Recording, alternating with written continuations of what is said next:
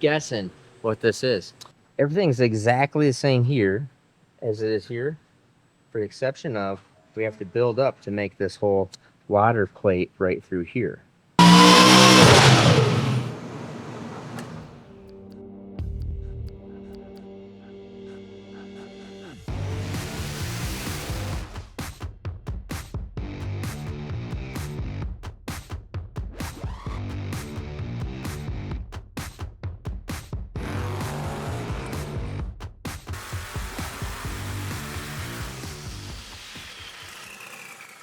I'm gonna show you why this thing sneezed and almost blew the blower clean on the ground. And super cool because we have this Reolink camera in here, because I've always wanted to have camera running, because every single time we don't have a camera running in here, the engine does something cool happens. Well, it's cool to some people, it's really usually not cool to me, but something happens and it's not on camera. It's like, well, god dang it, if something bad / cool is going to happen, we should at least have it on camera. Now with the Reolink deal, that thing is really cool. We actually will show you the difference, or show you camera angles and the camera angle from the Reolink. Probably need to put these at my house, obviously, and it's really going to be beneficial to check out what Joe's actually doing during the day when I'm not watching. Really? One of the other things that would be really helpful is, you notice here the Dyno room is dark. Wouldn't it be nice if I could catch that blonde-haired bandit that is always in my Dyno room at the wrong time? Now notice how the light automatically comes on when the blonde-haired bandit is in my Dyno room when he's not supposed to be.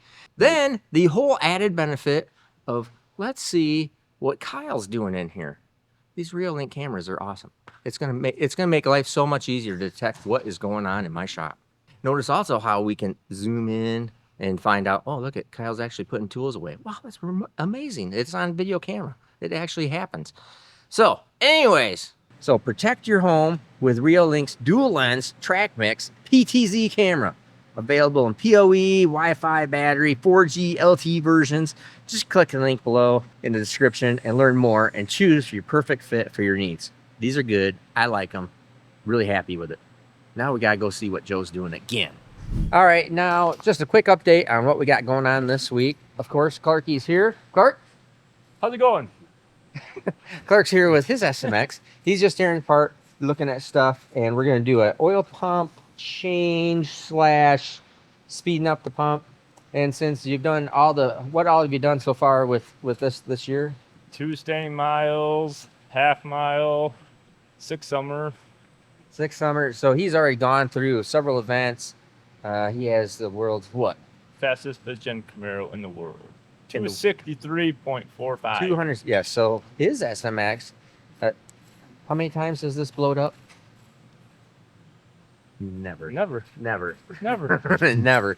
Okay. Really, this has been a pretty flawless piece, and this is one of the OE Right. first blocks, just like Tom Bailey's block, just like a few others, including the scratch and dent block. Actually, you can always tell by the main cap style of which is on it, and that they are a welded center. So inside the lifter valley area is a welded.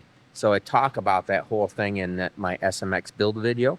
So anyways, this thing's been looking great. He's just checking bearings. Bearings look great, except for one. Looks like it ran a little piece of trash to it, but otherwise they look like $1 million, right? Right.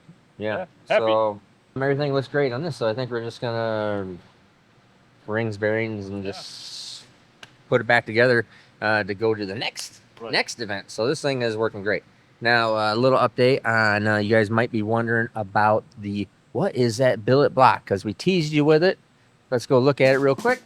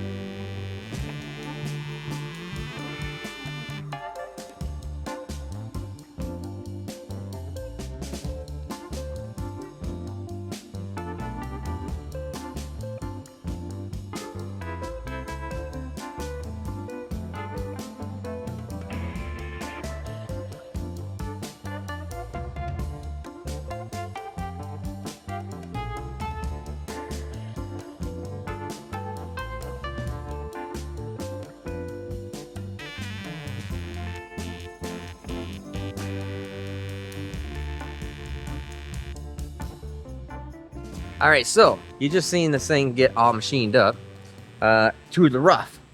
So everything's now ready for heat treat. So Brock's got to get this sent out for heat treat. Then we will proceed on. Keep guessing what this is. So lots of stuff going on here, and obviously last week was just full of chaos with the big black Hemi leaving and the pulling tractors. So let's get back to dyno on this thing, and I'm going to show you just a couple things different and show you the solid heads, show you the solid block, show you differences in between the two.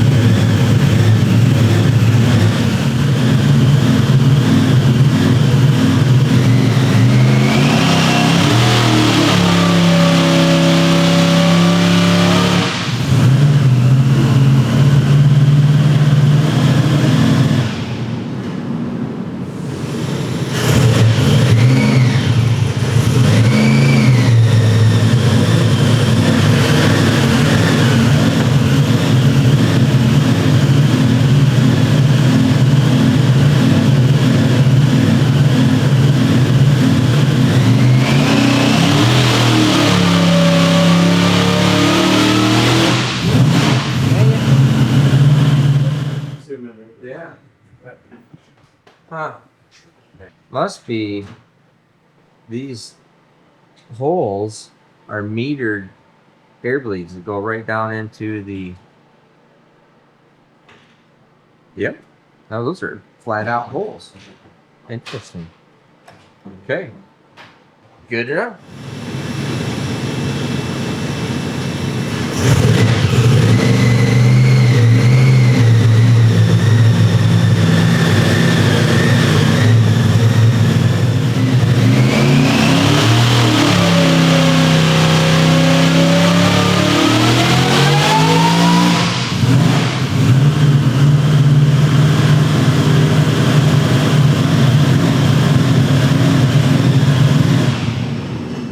We're getting somewhere.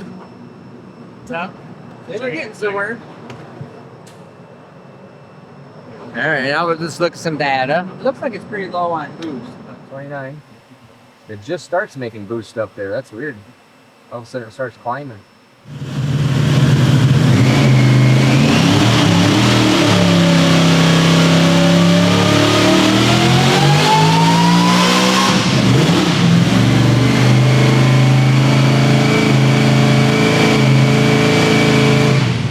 What I got here is I have a semi-finished solid block and a finished water block. Yes, water. All right, so one of the things that you're going to notice is here on the water block, we have these super cool water passages right here. Water comes in right here from this direction, flows across here, goes across in the back. Here on this, now this is finished on the outside, you'll notice no water. There you go. That is pretty much it. Otherwise, they're exactly the same. So you look on the inside, you also see here, so we haven't done the, this is not finished, so there's not even main stud holes or anything like that. Does it also, not even any lifter holes in this yet. So this one's going to have to get finished up like that. But, none of the water jacket passaging is in here. So this just becomes a complete long stud right here, which is really nice. In fact, I got to go back there and look at this thing and verify that. As we look here on the water jacketed version. There you go. This is, we don't have the cover plates on these yet, but that is what you're looking at. All right. Now on the cylinder head, let me show you that real quick. The cylinder heads actually look real nice because those I have finished. Something I find interesting is, notice everything's exactly the same here as it is here, for the exception of we have to build up to make this whole water plate right through here. So if you just extended this out, it is exactly like that. So kind of interesting. But the solid heads are super good, super beefy. They as beefy, I guess there's more material right here, because here there's water passages behind these plates that are not here. And then up in the valve spring area right through here, there is no water jacketing. In this one, you'll see that there is. You can see these plates here. Those are water jackets. And then on the inside, now you keep in mind, everything's still the same, where we have O-ringed intake manifold flange here. No water jacketing here. So just doesn't have any. And but has all the same features. And if anything, it's just, this is now solid. There's about 1 inch of extra material here. So the solid engine actually is heavier than the water jacketed engine until you put water in it. Because then I figure it's got to be pretty close to the same. I don't know if water's got to be lighter than, well, it's got to be lighter than aluminum. Aluminum sinks in water, so it's definitely heavier. Okay, so that's a little heavier, but it's going to be close. Those are just some things there we see, and we are working on, you know, having more of these solid engines ready and in stock. So obviously I have a whole set of cylinder heads here. Uses all the same tried, true, proven valve train, all that good stuff from the SMX. Just really good bulletproof stuff. So that is the difference between water and no water. What's the point of having a solid block? What is the point of having a solid block? Because we could just leave all the water out of this, right? Right. I would think. Yeah, you're absolutely right. You could just leave all the water out of it, out of the water jacketed version. But not much of a point in doing that, honestly. And I had guys that it's kind of more of a mental block than anything else. If you know you're never going to run water in the engine and you have no interest in that, people are just kind of geared towards, well, just make it solid, like regular Pro Mod, regular pulling engines that have no water in them, nothing. It's like, okay, cool, we can do that. And I actually take it back. Actually, after I just been thinking about this, we actually did prove out that the solid engine actually is a little bit lighter than the water jacketed engines, even with the water out of it. So I forgot what it is exactly, but there's some areas in it that actually adds a bunch of material, and then some areas that take away quite a bit. So anyways, it is actually just slightly lighter. So for the guys that want to have something that's no water in it, it is a good option with still all the, you know, tried and true componentry of it. So really cool deal. Now let's get back to it.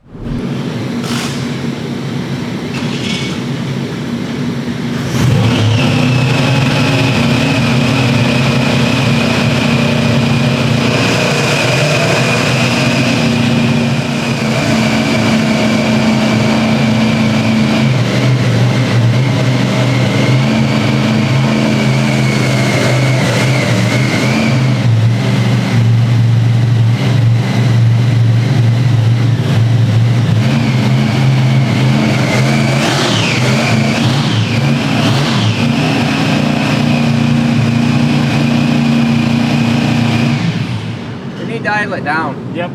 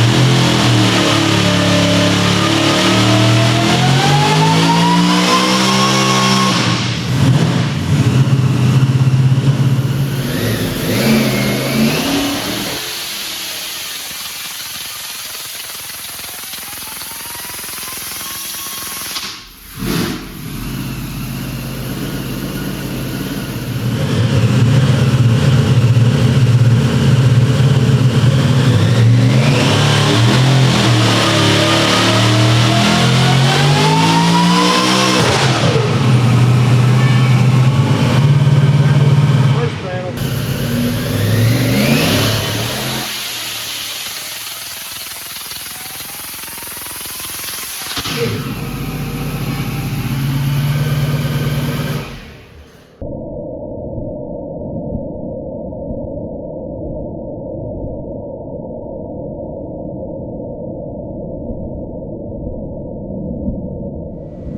cool. Huh.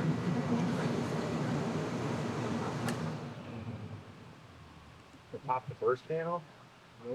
Now I see a couple blower studs.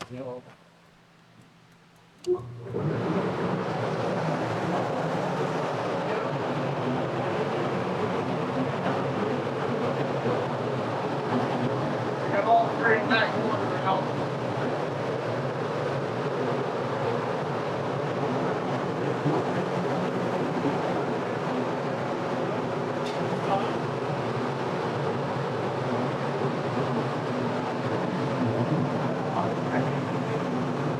Well, we figured out what happened here. This is a common thing. So we had added a high-speed lean out, but then had changed the main jet or main pill to richen it back up, but then run with a high-speed lean out. Long story short, it was actually going exactly the right direction. The pull before that, it laid over, but it was so pig fat rich, even with the high-speed lean out, that it just laid over. It's like, oh, okay, hey, cool, that's fine. And then somewhere along the line, got all excited about putting a high-speed lean out in it, and then started up, and then was jerking around with the idle and jerking around this, jerking around that, because it changed a couple things. That this thing was right on target. Everybody was happy and cool.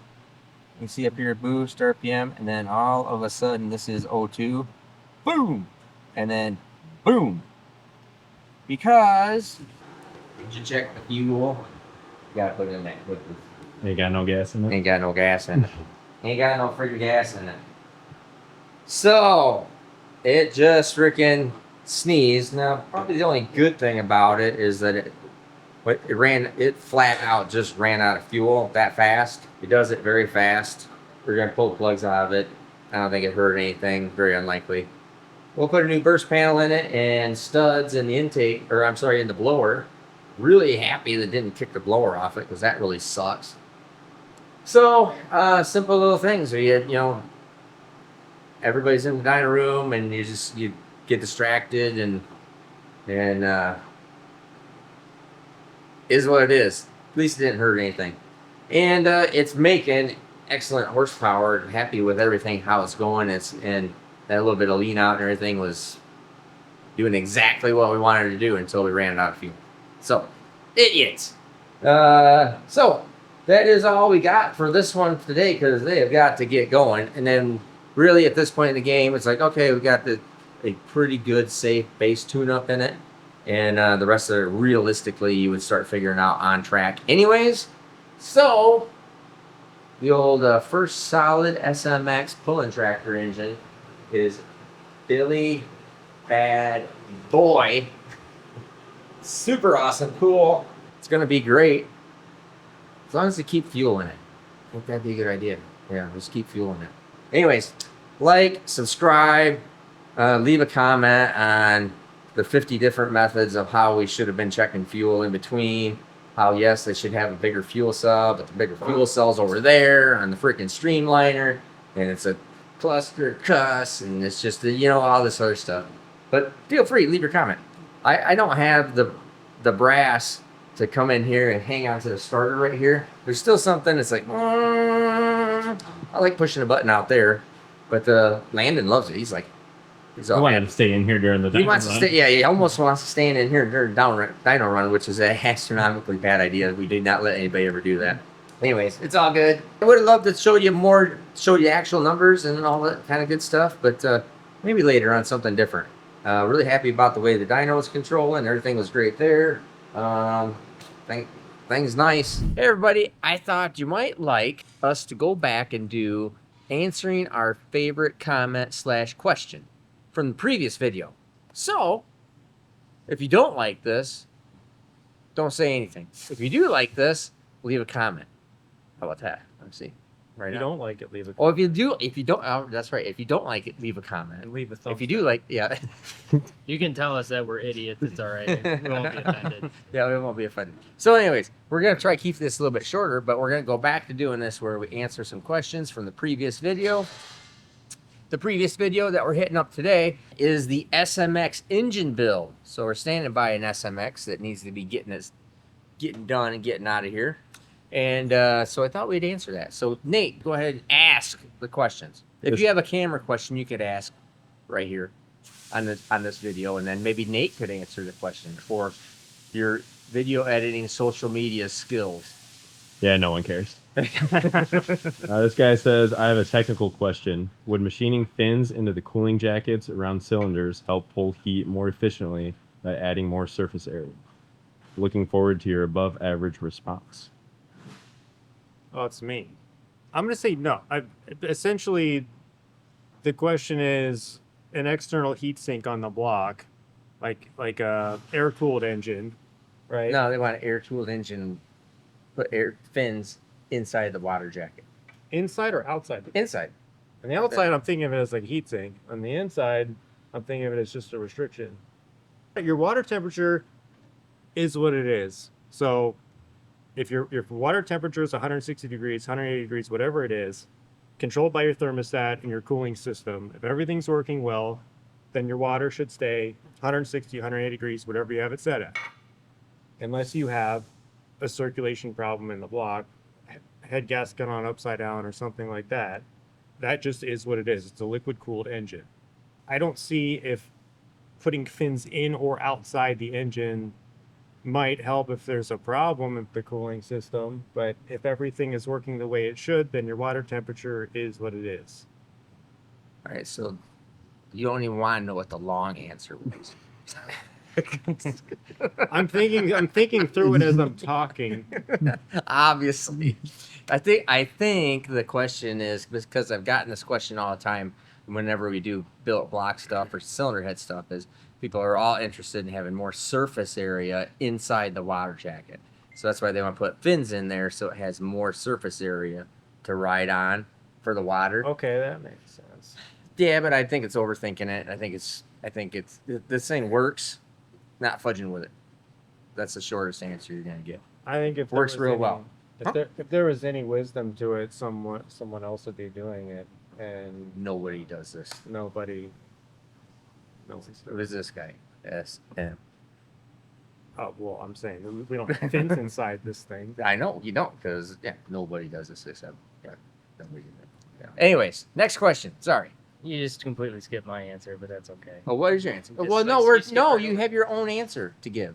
Your own question. You have your own question. So I get my own question? Yeah, that was supposed to be Joe's question. Yeah, I was confused. With I had this. to. Yeah, it was confusing everybody, so I had to come in. Your question. I was going to, okay, never mind. What is your answer? I'm going to say, so when you add in fins, you increase the surface area, but as you increase the surface area at the expense of the water inside of the engine, you make it harder for the coolant to actually cool because there's more surface area to cool. And there's no way, unless you're going to make huge water jackets that are just ridiculously big, that you can fit the correct amount of coolant inside of the engine to accommodate for the extra surface area that's getting heated up. Boom. That's pretty much that was my 2 cents on the whole thing. Boom. Yeah, as long as it's not slowing down I- the water Yeah. and Yep. it's not restricting it. Too I'm much. impressed that you came up with that, like, off the cuff. He had time with He had Joe's time to- question. I had time to think about it. Yeah, the amount of time that Joe was talking about it, definitely had time. Okay. Theoretically, that's totally possible. Okay. Next question. This is a Kyle question. If second ring expansion is minimal and zero gap at running temp is ideal, why is second gap not smaller? Is it for safety, just in case it does expand more under sustained load? Like pulling up a hill. Well, I need to think about that. Let me read it. Joe? Okay. Well, But Joe, we need to kill some time. Do you want me to answer the question, or want me to just talk about nothing? No. So we've already been over this. The We have been second over ring, this. the top ring gap, the top ring sees more heat. It's going to expand more, and it's going to close up more. The second ring is going to see less heat, but a lot of manufacturers recommend more end gap on the second ring so that we don't have what we call ring flutter. It releases the pressure Right. So past the second ring. if it's tighter on the second ring, then you have the potential of causing ring flutter because you have that pressure between the rings, right? It lifts the top ring up off the ring land and on the piston and can cause it to flutter. Yeah, we just talked about that. I guess I was confused about the question. Really, the question is why is it that the second ring gap is not smaller than the top ring gap? Well, Joe just answered the question. Sorry. You can answer the next one. Since Joe's explained two of them so far. Well, one and a half of them. You could add to it. Yeah. The simple answer is anything that goes past the first ring, we want it to go past the second ring and just go right into the oil pan. Therein, we make that larger. So a lot of our engines that we build here will actually, in certain applications, they'll breathe a little bit harder because they're breathing. So we're trying not to let it flutter the ring, upset the top ring, etc. So it is intentional. We want it, whatever leaks past the top ring needs to go in the oil pan and out the breathers, out the covers, wherever. Exit the engine. Exit the engine. Exit the engine. And when this thing is screaming at 8,500 RPM, 9,500, but yeah, 9,500 RPM, 40 pounds of boost, you want that ring gap. 80 pounds of boost. 180 pounds of 100. boost. Okay, next question. This one's Kyle's. Now, if you have to think about it for a second, we'll have Joe talk about nothing for a minute, so you got a moment to think about it. We'll talk about conspiracy theories. Yep. What is the logic for hard anodizing the main caps? We just talked about that this morning. We did. did on that 481X over there. We did. So part of the reason I've seen if outside you're of paying attention. yeah, so part of the reason outside of making the cap overall stronger, it also reduces the amount of galling that can happen between the main cap and the main seat, I guess, in the block. So every once in a while on iron blocks or non-anodized caps, you'll get material transfer there because it's walking like this and rubbing material off. With the hard anodizing, that helps prevent that. Yes, I don't know about if it really makes the cap stronger, but it does make it harder. So yes, it doesn't gall. This is all brand new. So I have some blocks out there that don't have hard anodizing, and they're perfectly fine. But at worst case scenario is they do gall just a little bit, and that harder cap, it's like two different materials. So it does seem to be better, and we're going to make everything that way future forward. Oh, is it true that it seems that it's more beneficial on aluminum or billet block to anodize the caps versus a cast iron block? A cast iron block with aluminum caps? No, a cast iron block with anodized caps versus a billet block with anodized caps. Oh, a cast. I don't know. Good question. Because I feel like with the billet, it seems to be more beneficial. I don't know that, but We'd have to see, is the hard anodized cap harder than cast iron? Yeah, If it's harder than cast iron, then the answer would no, he said cast aluminum. cast aluminum. yeah, Yeah. So I guess they probably. I don't know. Well, I don't know. That's diving right off in the weeds. But the reason we do anodize them, and the reason why I'm going backwards and anodizing everything, and even though I don't think it's 100% necessary, is I do think it makes it a little bit nicer. So for instance, the engine in the wagon, I had non-anodized caps on it, and it was fine. But when I took it all apart, I go, oh, look at that. There's a little bit there, a little bit of transfer. So screw it. I think I'm going to, when I do this new one, I'm going to make anodized caps. Well, halfway through the build, realized that I hadn't anodized caps yet. So it's like, ah, crap. I'm on an anodized cap. So went and let the caps anodize without any significant change to the cap. So that was nice. So we're going to be doing that future forward. All right. And for all you guys that have stayed on and watched this entire thing, who stayed on and watched the entire thing of the SMX engine build video, you know what I'm talking about. You know what you're going to get. Turns out there's a whole lot more people that watched the whole video and made the comment than what I thought was going to make the comment. So I can't fulfill all that by myself like that. So what I need you to do is, if you want it, you need to send me a self-addressed stamped envelope, and then I'll send you your sticker. I will verify that your name is in there, because that was easy enough to do. But I can't contact you. You contact me. It's like a half an hour per person, so I can't do that. Anyways, apologize for learning how to do stuff, so I'll figure out how to do this better next time. Enough for this video. Appreciate everybody.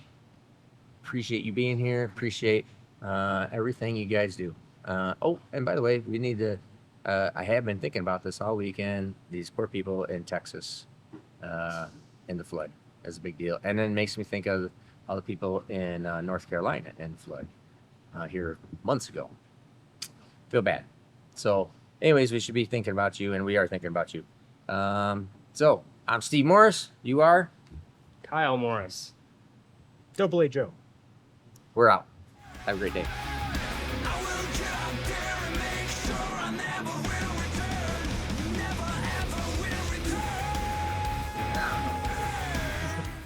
I could not do it. I could not make this whole thing happen. I just had to bail out on it.